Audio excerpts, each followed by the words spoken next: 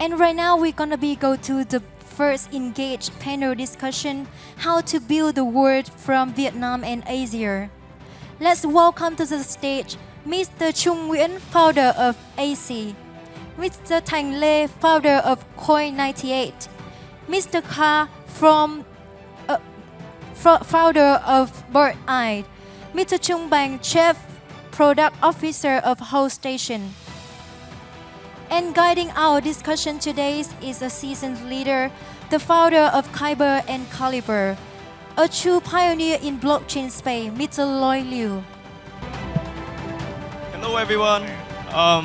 It's always challenging to do a panel right after Vitalik talk because the expectation is too high already, right? That's why we have like an all-star panelist here, right? Who are all talented Vietnamese founders who are going to share about the experience, the journey, and how can you build some sort of like global, worldwide adoption product out of Vietnam, right? So my name is Loy. Many people know me as founder of Kyber. I stepped down from the CEO role 2 years ago and now focusing on Kyber to build with new founders, right? And I guess we can start with a quick introduction of like how do you end up in building what you are building today, and probably from Trung, because I guess I think you have been building through different cycles and also like have one of the most popular and well adopted product. Go ahead. Well, there's so many people here today, so thank you for attending the event. My name is Trung, the CEO and co-founder of Sky Mavis, so the company behind Axie Infinity and Ronin Network. So I think we have been through different stages of adoption for blockchain applications, starting from very, I could say, centralized ones to an extent, which is with games on blockchain. And then after that, developing a kind of a platform so that people can do games on blockchain more freely. So we have learned a lot, right? And it's not as easy as doing some sort of high-tech application, right? Because it's always a balance between decentralization and centralizations. So happy to share more about that today. Hi everyone, my name is Thanh. I'm the founder of 98, the developers of Coin Wallet. So I think I think my background is a little bit different than other founders here. I started Coin98 back then as a community where we publish a lot of research and information about blockchain technologies and also Bitcoins and Ethereums for everyone to learn about in Vietnamese. And then I think quickly growing into becoming kind of the biggest communities in Vietnam back in 2019. And then that's where we're trying to challenge ourselves and also trying to figure out another way to start a business around this. And that's where we start restructuring the companies and then forming our product labs, and decided to build the first multi-chain wallet back then in 2020s. And I think thankfully, with amazing support from the existing communities, we're quickly growing to 9 million users nowadays, and then never look back. So very excited to, to share about the journeys and also like a lot of lessons learned along the way, building crypto companies, right here in Vietnam. Hi everybody, thank you very much for coming today. My name is Kha, and I come from Birdeye. I'm the co-founder there. What we do is we working on blockchain data aggregator. So we're getting the blockchain data coming from all the protocols, and then we arrange it, indexing it, and then provide it back to the market so that we can power the protocols, other protocols, and other blockchain users. We help them to build better user experience. This is our first appearance, I think, in Vietnam. But then we have been around for about 2 years and working with a lot of other protocols around the world already. Thank you very much for having me today. Hello everyone. So probably I'm the youngest here compared to the Johnny. So we was building for around like 2 years on Holdstation, and I'm the co-founder of the product. Basically, like now we are on the top ones on ZK and our focus mostly on the innovations of account abstractions, the MPC wallet, and very proud that I'm be here. Got a lot of people attending. Yeah.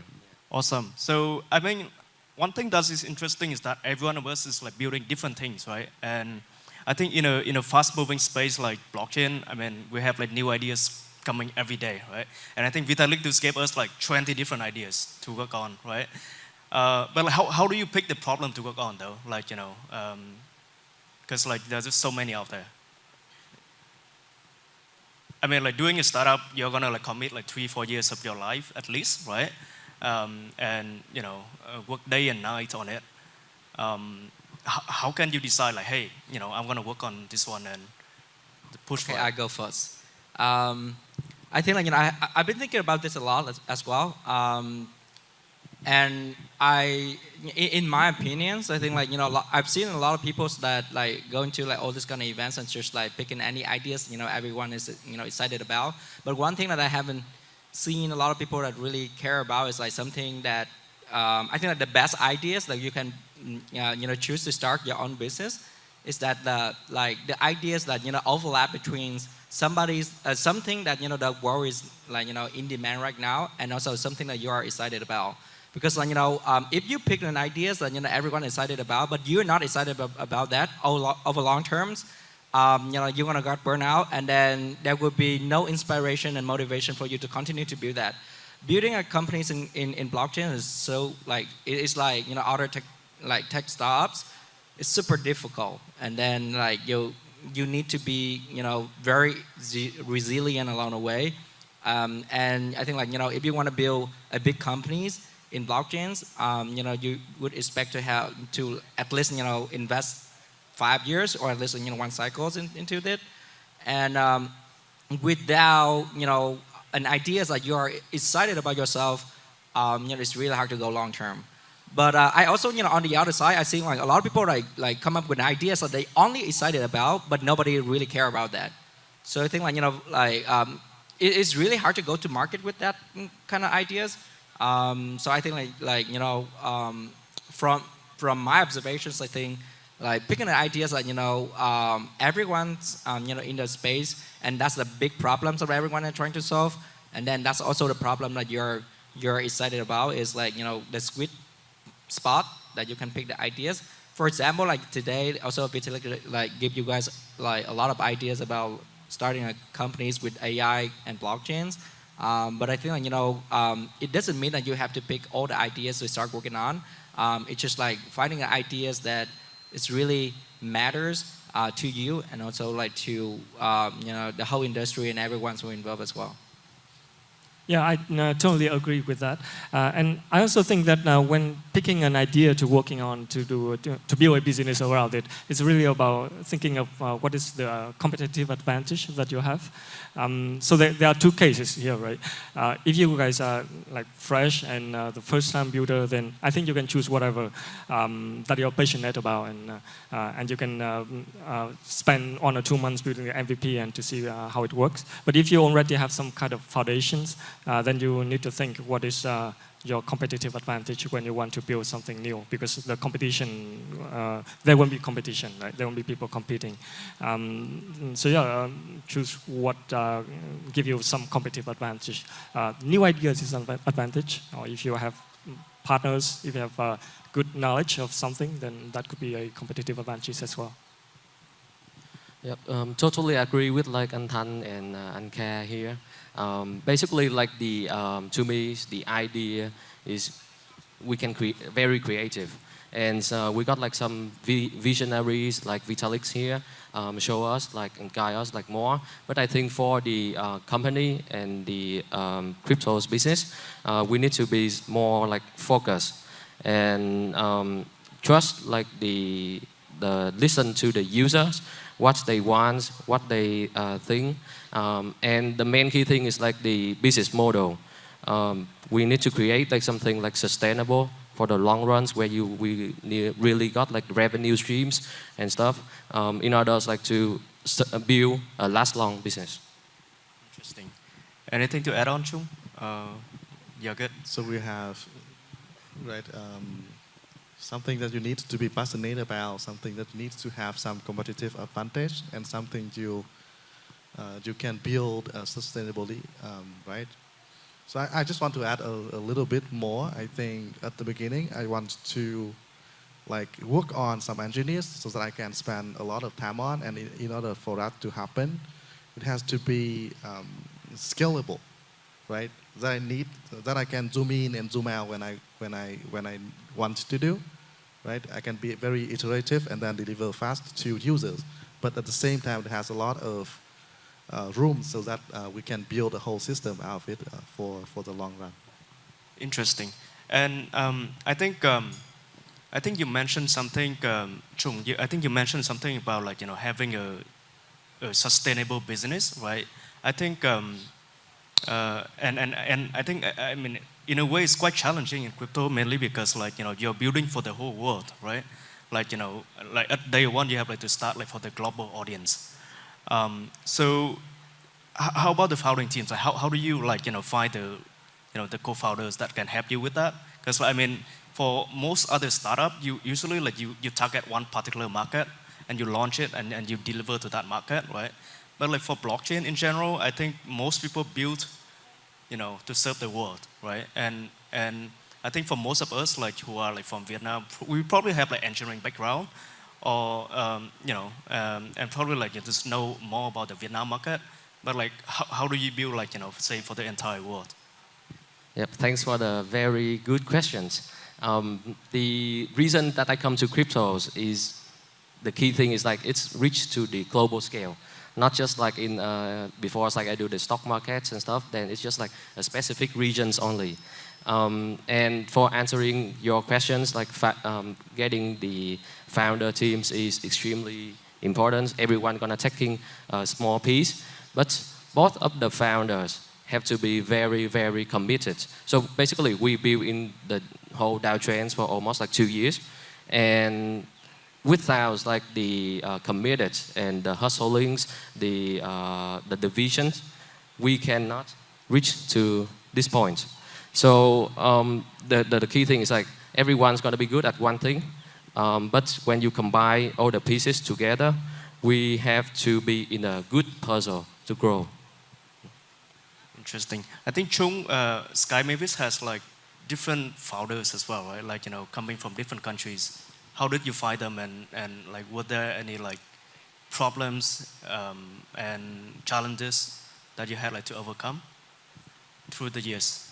So starting from a startup background, I always thought about finding founders as something you need to do like beforehand, before you start any kind of startup, right? You need to have basically a list of trusted people you have in mind, so that whenever you have a good idea, you know like who to come up to immediately. So that was also true with Axie back in the day. Two international co-founders, I met them playing CryptoKitties, one of the earliest games on Ethereum. And the other co-founder, I met them in either previous startup or previous company.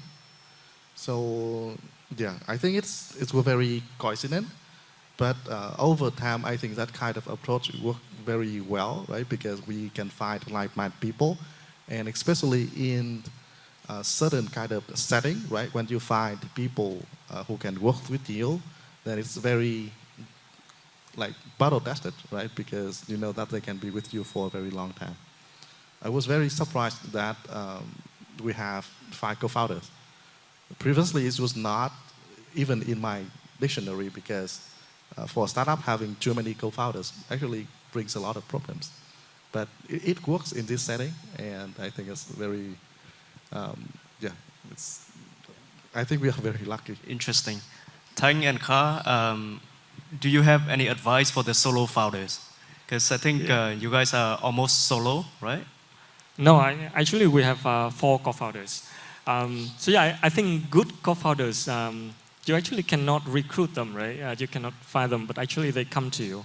naturally. It works in life, and then you see you're gonna feel that okay, this guy's gonna be fit for the business, and then we discuss, and if they want to join, they're gonna actively join.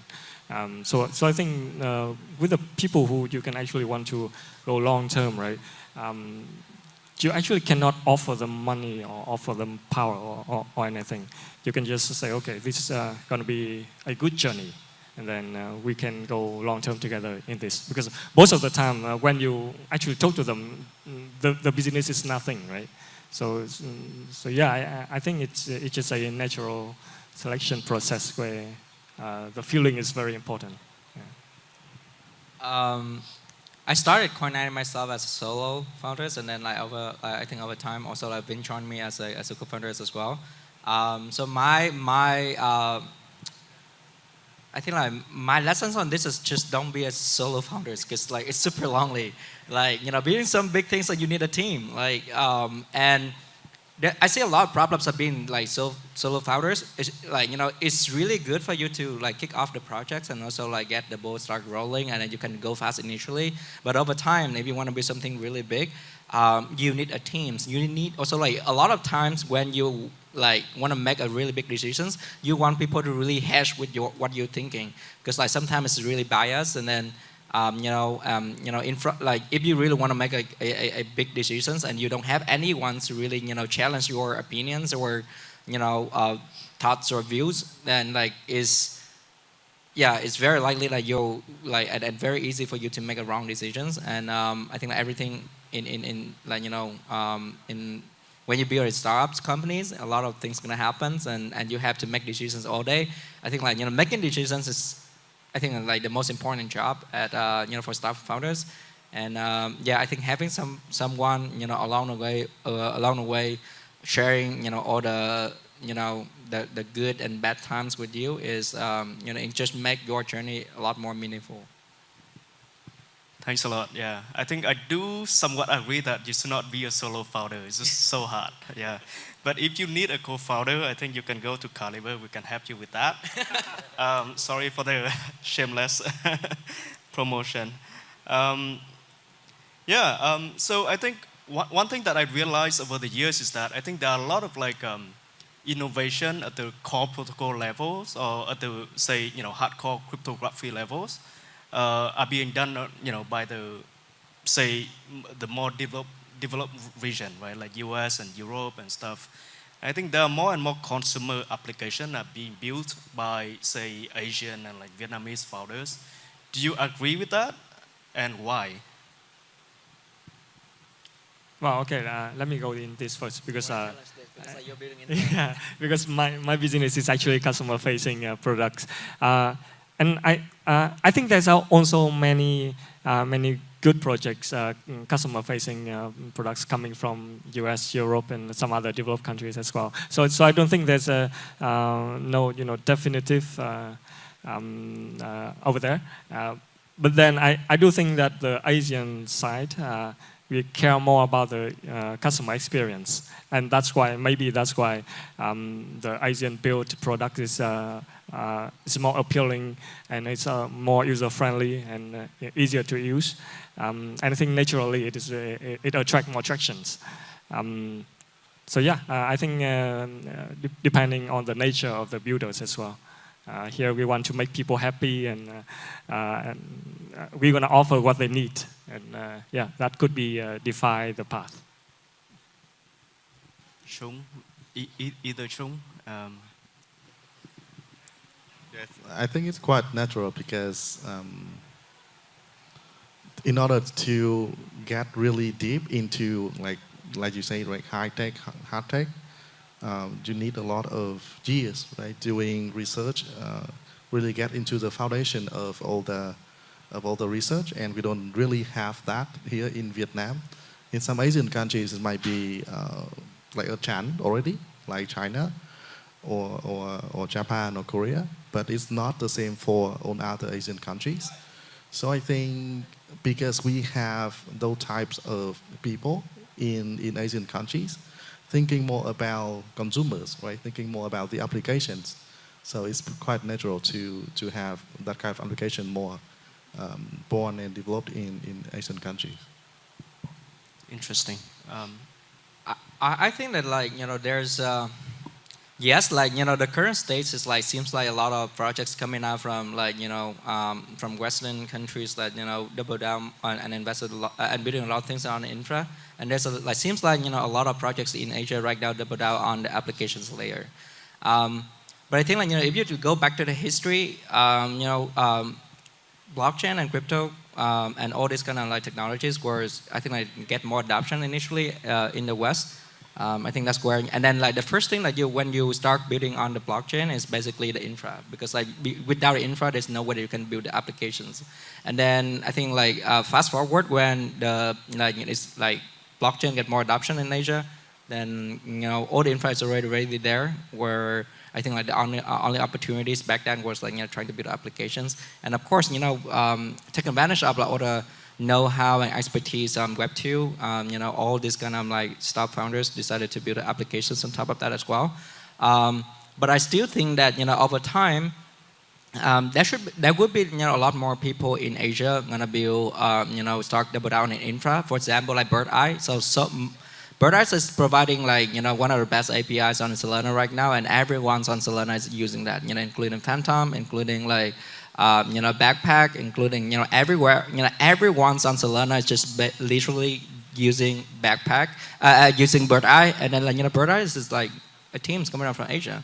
And I also think that like there's so many applications like now being built in the West as well, like Fantech, and now you have like forecasters, and then there's a lot of games building in out of the West as well. So I think like I think the current dynamic is just like explain the history. But it doesn't mean that over time that would be like the focus of like either the West or the East, or Western countries and also like Asian countries. It's just like and with the like blockchains getting more adoption right now, we can also have more expectations for all types of infrastructure and applications being built in anywhere in the world. And this is where I think like that's the vision and also the beauty of blockchain as well. It's really bring like and offer an equal opportunities to anywhere in the world. So I think that would be that's my thought on this. Awesome. Trung, I think you guys are actually one of the most populated application or wallet on zkSync, right? Can you share some sort of like tips or advice on how to get the users? How did you do it? It's a good question. So it's actually a journey. Basically, we choose zkSync because of their native abstractions inside their ecosystem, and I think most the users is coming from is like the new narrative, and the new narrative is key. That's the now we got like the influence across all of the zkSync applications. So not is like just only ourselves as a wallet we get the attract the user, but also by through the account abstractions, all the paymasters and stuff, we connect up all the apps in the ecosystem. That's where we get a lot of traffic from the whole ecosystem, not just ourselves. How do you reach out to like all the global users? Because I think a lot of them are not from from Asia, right?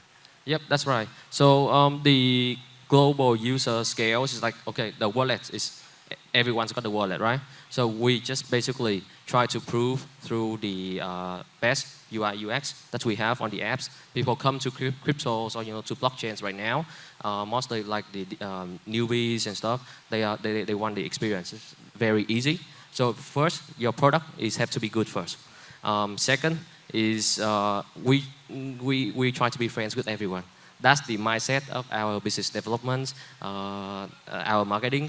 So that's why like we try to connect as much as possible, and with the support from the foundation of zkSync stuff, then we reach to a more global scale. Also like the influencers and stuff as well. And Kha, how do you get like to all the institution clients for Birdeye? The users, right?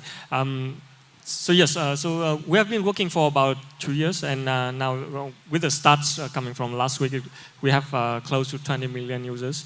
We have been serving 20 millions, which is quite a lot, and it's out of our expectation from the initial. But then what I figure out is that you can do a lot of marketing campaigns when people are gonna come to visit, but they're gonna stay for what works. So if it actually can serve their purpose.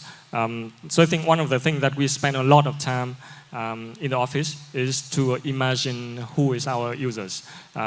Like what are they doing every day? Are they sitting in front of the computer and doing some like building some stuff? Are they like, or they stay outside and they like they're gonna use their phone, or are they using their desktop and stuff like that? So we try to visualize a day of our users. And we categorize.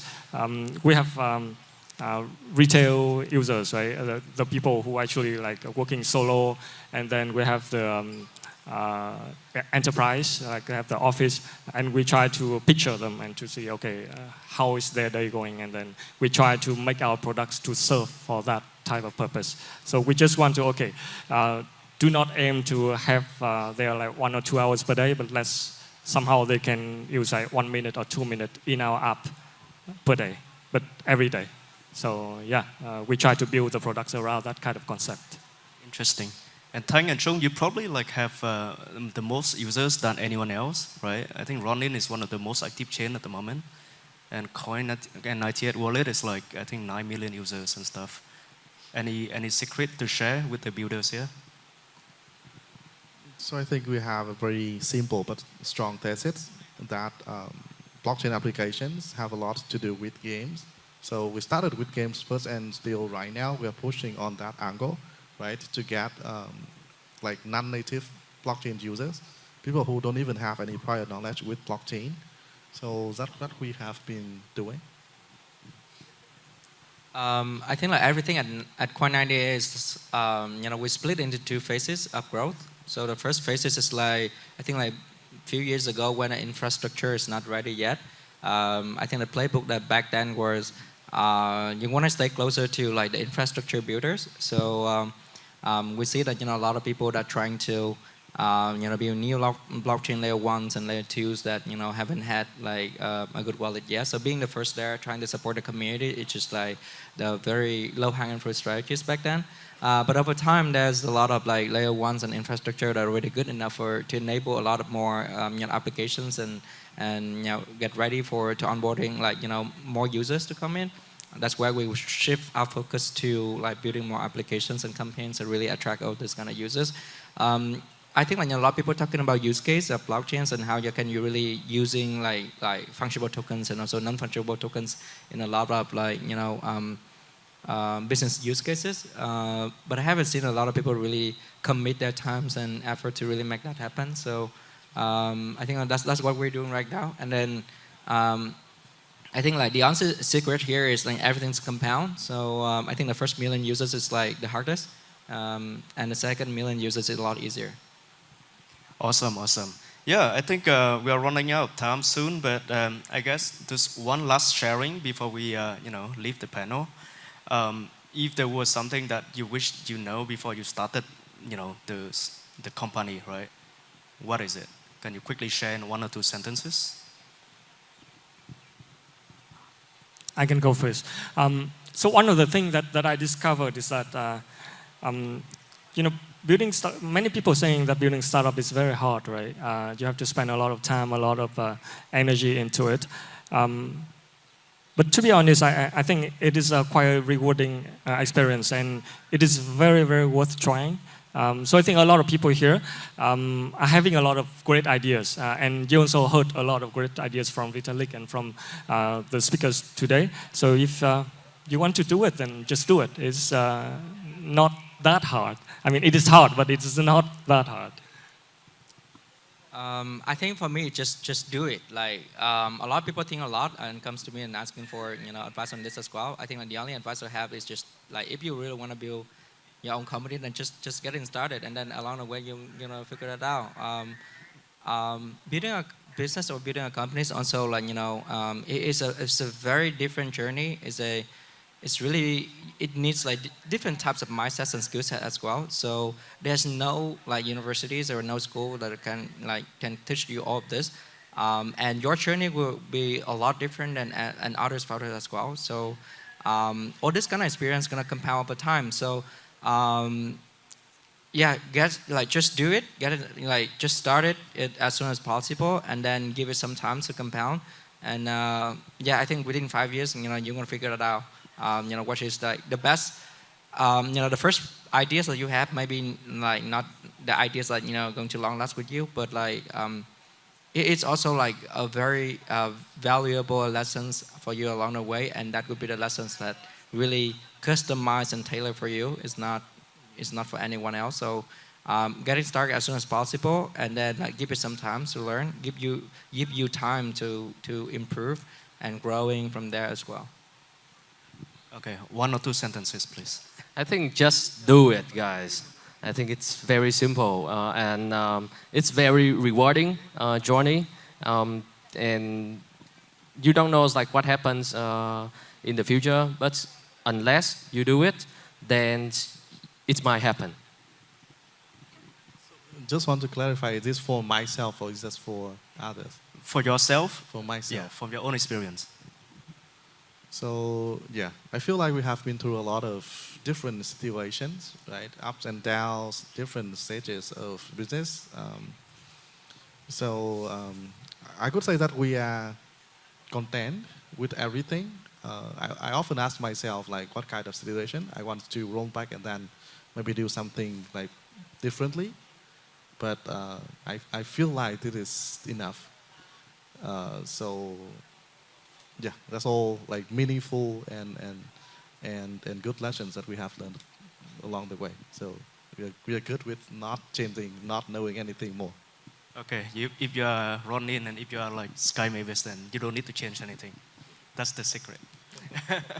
Anyway, so thanks a lot all the panelists for sharing all the insights and experiences and lessons. Hopefully all the builders here can learn a thing or two from all of us, and we'll see more interesting project coming out from Vietnam or from Asia, right? With that, thanks a lot everyone. Thanks everyone. Thank all the speakers for your useful information.